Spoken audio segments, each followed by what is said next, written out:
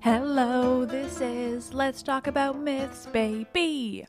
And I am your host, Liv, here with yet another reading of the Argonautika. The really fun thing about the Argonautika is just that it's so historically based kind of before the Trojan War. You know, you have all these heroes that the ancient Greeks would have believed came before the heroes of the Trojan War.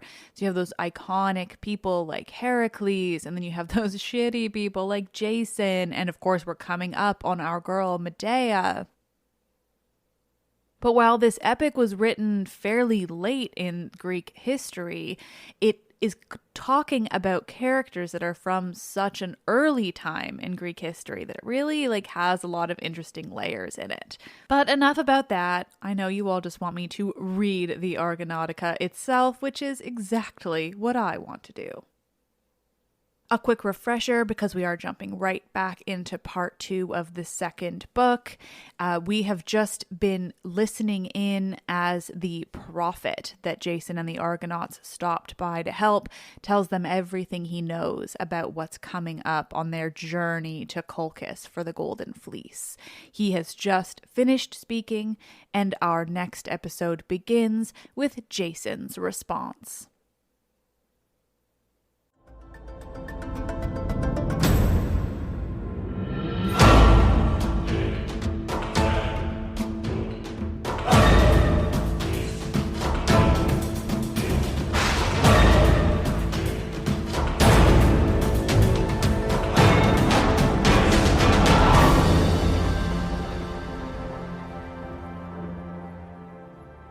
This is the Argonautika by Apollonios, translated by RC Seaton, Book 2, Part 2. O aged sire, now hast thou come to the end of the toils of our sea journeying, and hast told us the token, trusting to which we shall make our way to Pontus through the hateful rocks. But whether when we have escaped them we shall have a return back again to Hellas, this too we would gladly learn from you. What shall I do? How shall I go over again such a long path through the sea, unskilled as I am, with unskilled comrades?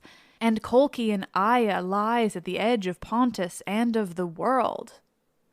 Thus he spoke, and him the aged sire addressed in reply. O son, when once thou hast escaped through the deadly rocks, fear not, for a deity will be the guide from Aia by another track, and to Aia there will be guides enough. But, my friends, take thought of the artful aid of the Cyprian goddess, for on her demands the glorious issue of your venture, and further than this ask me not.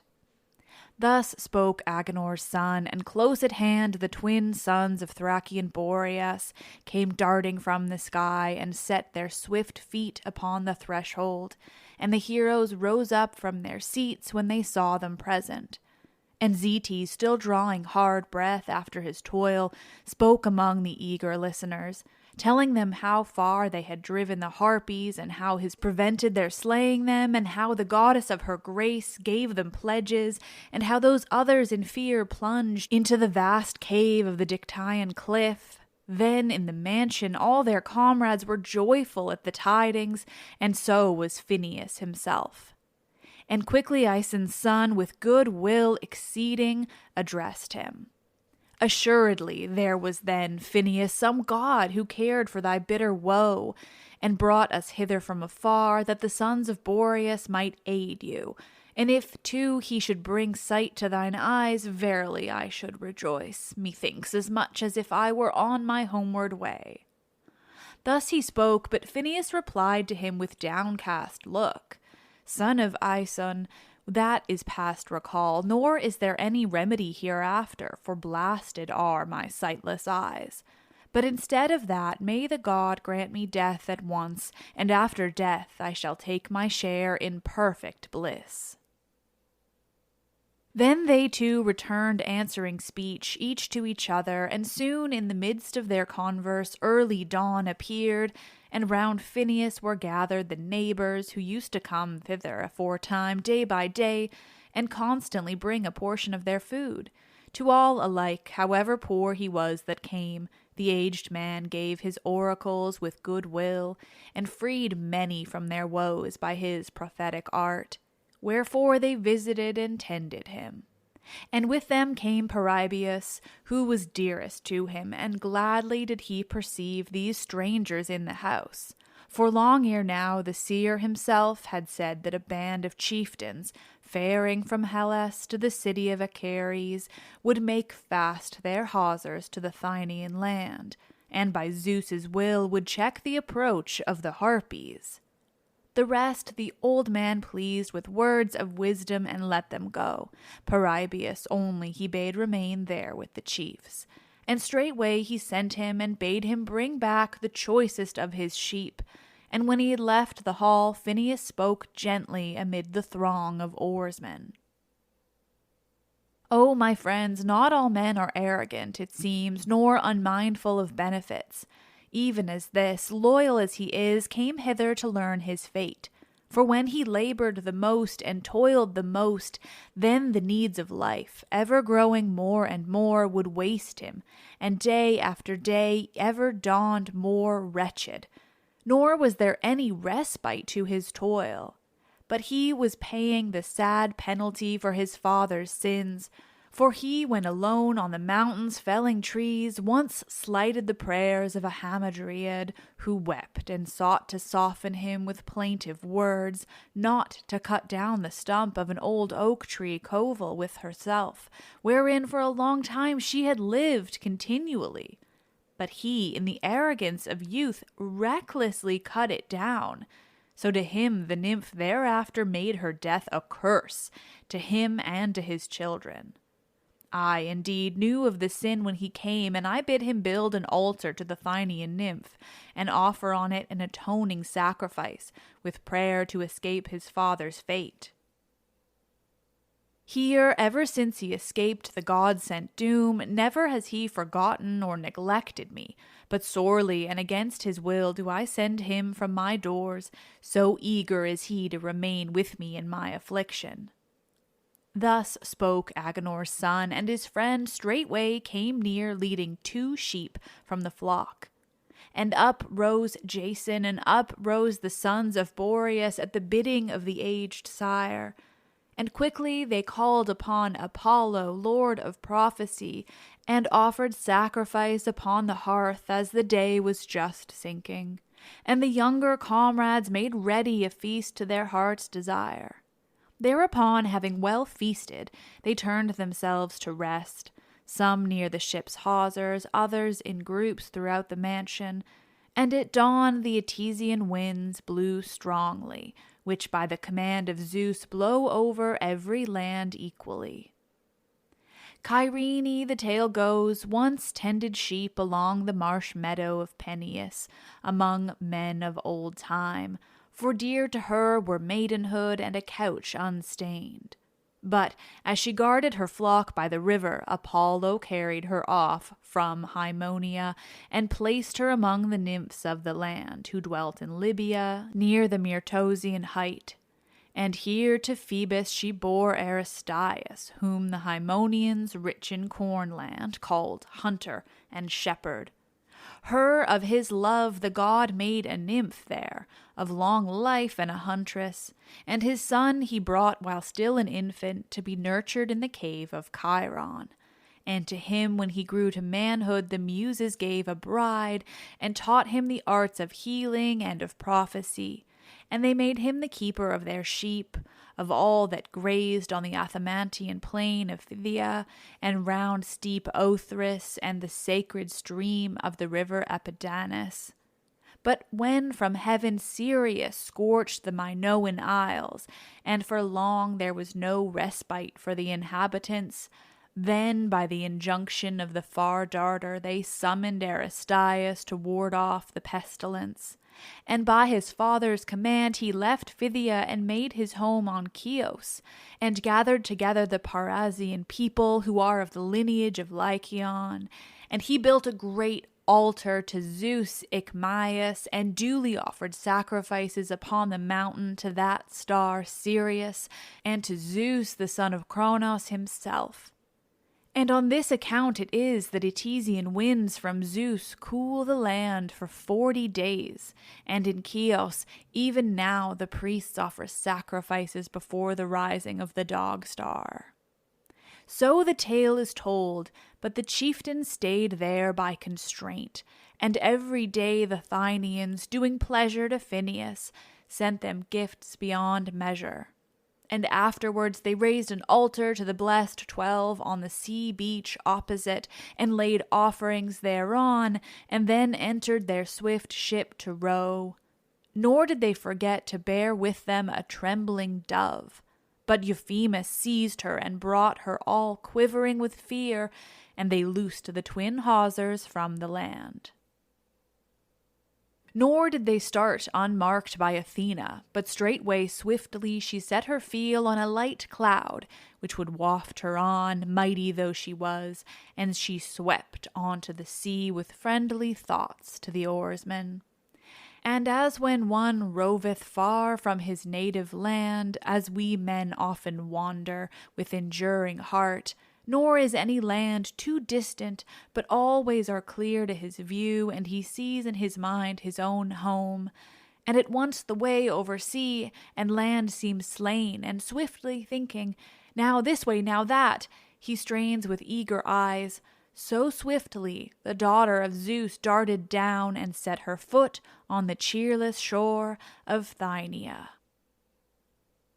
Now when they reached the narrow strait of the winding passage, hemmed in on both sides by rugged cliffs, while an eddying current from below was washing against the ship as she moved on. Now when they reached the narrow strait of the winding passage, hemmed in on both sides by rugged cliffs, while an eddying current from below was washing against the ship as she moved on, they went forward sorely in dread, and now the thud of the crashing rocks ceaselessly struck their ears, and the sea-washed shores resounded. And then Euphemus grasped the dove in his hand and started to mount the prow. And they, at the bidding of Tiphys, son of Hagnias, rowed with good will to drive Argo between the rocks, trusting to their strength. And as they rounded a bend, they saw the rocks opening for the last time of all. Their spirit melted within them, and Euphemus sent forth the dove to dart forward in flight, and they all together raised their heads to look. But she flew between them, and the rocks again rushed together and crashed as they met face to face, and the foam leapt up in a mass like a cloud. Awful was the thunder of the sea, and all round them the mighty welkin roared. The hollow caves beneath the rugged cliffs rumbled as the sea came surging in, and the white foam of the dashing waves spurted high above the cliff. Next, the current whirled the ship round, and the rocks shore away the end of the dove's tail feathers, but away she flew unscathed. And the rowers gave a loud cry, and Tiphys himself called to them to row with might and main, for the rocks were again parting asunder. But as they rowed they trembled, until the tide returning drove them back within the rocks. Then most awful fear seized upon all, for over their head was destruction without escape. And now to right and left broad Pontus was seen, when suddenly a huge wave rose up before them, arched like a steep rock, and at the sight they bowed with bended heads. For it seemed about to leap down upon the ship's whole length, and to overwhelm them. But Tiphys was quick to ease the ship as she labored with the oars, and in all its mass the wave rolled away beneath the keel, and at the stern it raised Argo herself and drove her far away from the rocks, and high in air was she borne.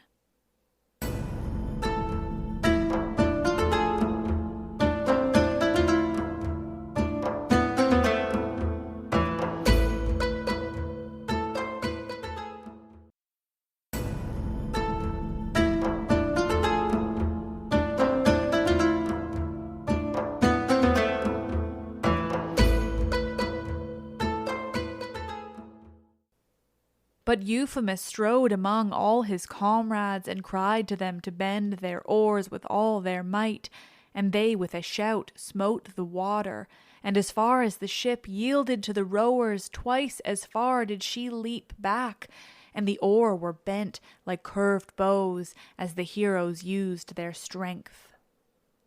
Then a vaunted billow rushed upon them, and the ship like a cylinder ran on the furious wave, plunging through the hollow sea. And the eddying current held her between the clashing rocks, and on each side they shook and thundered, and the ship's timbers were held fast. Then Athena with her left hand thrust back one mighty rock, and with her right pushed the ship through, and she, like a winged arrow, sped through the air. Nevertheless, the rocks, ceaselessly clashing, shore off as she passed the extreme end of the stern ornament, but Athena soared up to Olympus when they had escaped unscathed. And the rocks in one spot at that moment were rooted fast forever to each other, which thing had been destined by the blessed gods when a man in his ship should have passed between them alive. And the heroes breathed again after their chilling fear, beholding at the same time the sky and the expanse of sea spreading far and wide, for they deemed that they were saved from Hades, and Tiphys first of all began to speak. It is my hope that we have safely escaped this peril, we and the ship, and none other is the cause so much as Athena, who breathed into Argo divine strength when Argus knitted her together with bolts, and she may not be caught. Son of Aeson, no longer fear thou so much the hest of thy king, since a god hath granted us escape between the rocks. For Phineus, Agenor's son, said that our toils hereafter would be lightly accomplished. He spoke, and at once he sped the ship onward through the mist of the sea past the Bithynian coast. But Jason with gentle words addressed him in reply. Tiphys, why dost thou comfort thus my grieving heart? I have erred and am distraught in wretched and helpless ruin. For I ought, when Peleus gave the command, to have straightway refused this quest to his face, though I were doomed to die pitilessly, torn limb from limb. But now I am wrapped in excessive fear and cares unbearable, dreading to sail through the chilling paths of the sea, and dreading when we shall set foot on the mainland. For on every side are unkindly men, and ever when day is done I pass a night of groans from the time when you first gathered together for my sake, while I take thought for all things, but thou talkest at thine ease, eating only for thine own life, while for myself I am dismayed not a whit. But I fear for this man, and for that equally, and for thee, and for my other comrades, if I shall not bring you back safe to the land of Hellas. Thus he spoke, making trial of the chiefs, but they shouted loud with cheerful words, and his heart was warmed within him at their cry, and he again spoke outright among them. My friends, in your valor my courage is quickened, wherefore now, even though I should take my way through the gulfs of Hades, no more shall I let fear seize upon me, since you are steadfast amid cruel terrors. But now that we have sailed out from the striking rocks, I trow that never hereafter will there be another such fearful thing, if indeed we go on our way following the counsel of Phineus. Thus he spoke, and straightway they ceased from such words, and gave unwearying labor to the oar, and quickly they passed by the swiftly flowing river Rebus, and the peak of Colone, and soon hereafter the black headland, and near it the mouth of the river Phyllis, where aforetime Dipsaeus received in his home the son of Athamas, when with his ram he was flying from the city of Orchomenus, and Dipsacus was the son of a meadow nymph. Nor was insolence his delight, but contented by his father's stream he dwelt with his mother, pasturing his flocks by the shore. And quickly they sighted and sailed past his shrine, and the broad banks of the river, and the plain, and deep-flowing Calpe, and all the windless nights and the day they bent to their tireless oars. And even as ploughing oxen toil as they cleave the moist earth, and sweat streams in abundance from flank and neck, and from beneath the yoke their eyes roll askance, while the breath over rushes from their mouths in hot gasps, and all day long they toil, planting their hoofs deep in the ground, like them the heroes kept dragging their oars through the sea. Now, when divine light has not yet come, nor is it utter darkness, but a faint glimmer has spread over the night, the time when men wake and call it twilight. At that hour they ran into the harbor of the desert island Thynias, and, spent by weary toil, mounted the shore. And to them the son of Leto, as he passed from Lycia far away to the countless folk of the Hyperboreans, appeared. And about his cheek on both sides his golden locks flowed in clusters as he moved. In his left hand he held a silver bow, and on his back was slung a quiver hanging from his shoulders, and beneath his feet all the island quaked, and the waves surged high on the beach. Helpless amazement seized them as they looked, and no one dared to gaze face to face into the eyes of the god. And they stood with heads bowed to the ground, but he far off passed on to the sea through the air, and at length Orpheus spoke as follows, addressing the chiefs. Come, let us call this island the sacred isle of Apollo of the dawn, since he has appeared to all, passing by at dawn. And we will offer such sacrifices as we can, building an altar on the shore, and if hereafter he shall grant us a safe return to the Haemonian land, then will we lay on his altar the thighs of horned goats. And now I bid you propitiate him with the steam of sacrifice and libations. Be gracious, O king, be gracious in thy appearing. Thus he spoke, and they straightway built up an altar with shingle, and over the island they wandered, seeking if haply they could get a glimpse of a fawn or a wild goat, that often seek their pasture in the deep wood. And for them Leto's son provided a quarry, and with pious rites they wrapped in fat the thigh bones of them all, and burnt them on the sacred altar, celebrating Apollo, Lord of Dawn. And round the burning sacrifice they set up a broad dancing ring, singing, All hail, fair god of healing, Phoebus, all hail. And with them Iagoras, goodly son, began a clear lay on his Bistonian lyre, how once beneath the rocky ridge of Parnassus he slew with his bow the monster Delphine, he, still young and beardless, still rejoicing in his long tresses. Mayst thou be gracious ever, O king, be thy locks unshorn, ever unravaged, for so it is right, and none but Leto, daughter of Chios, strokes them with her dear hands. And often the Corycian nymphs, daughters of Pleistus, took up the cheering strain, crying, Healer. Hence arose this lovely restrain of the hymn to Phoebus. Now when they had celebrated him with dance and song, they took an oath with holy libations, that they would ever help each other with concord of heart, touching the sacrifice as they swore. And even now there stands there a temple to gracious concord, which the heroes themselves reared, paying honor at that time to the glorious goddess. Now when the third morning came, with a fresh west wind they left the lofty island. Next, on the opposite side, they saw and passed the mouth of the river Sangarius, and the fertile land of the Mirandini, and the stream of Lycus, and the Anthemesian lake, and beneath the breeze the ropes and the tackling quivered as they sped onward. During the night the wind ceased, and at dawn they gladly reached the haven of their Carusian headland.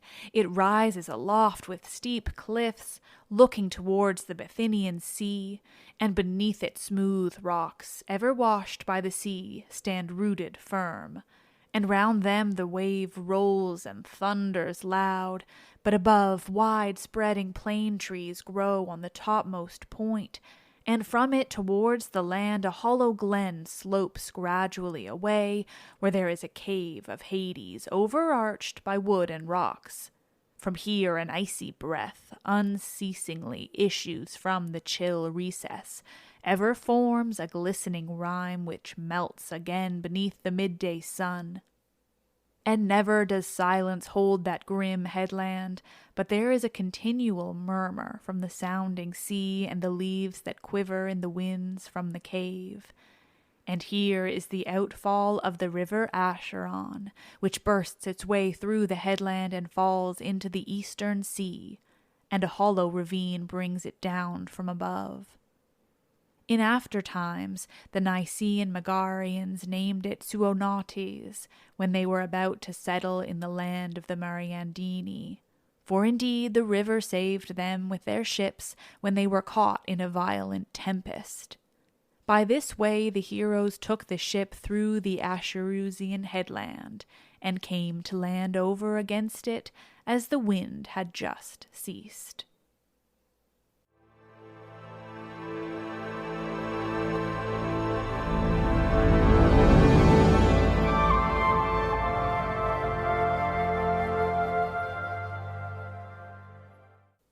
Well, nerds, that seems like the perfect place to end this part 2 of book 2.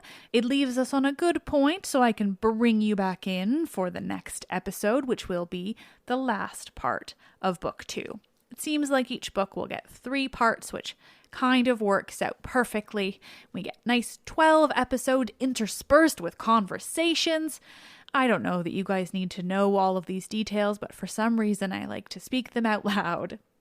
Anyway, stay tuned. Conversations abound. More episodes on the Argonautika. I don't have my schedule in front of me, so I don't know what's coming next or what came before or even where I am. Thank you all so much for listening. These readings are very fun and they just really help me keep myself in check and keep myself from being too overworked, getting these double episodes out every week. So I appreciate you for appreciating them. You are all so wonderful. Maybe this is the time for a rating and a review? Do I ask that too often? Who's to say? Because it's working, so I'm just going to keep doing it. You're all the best. I am Liv, and I love this shit.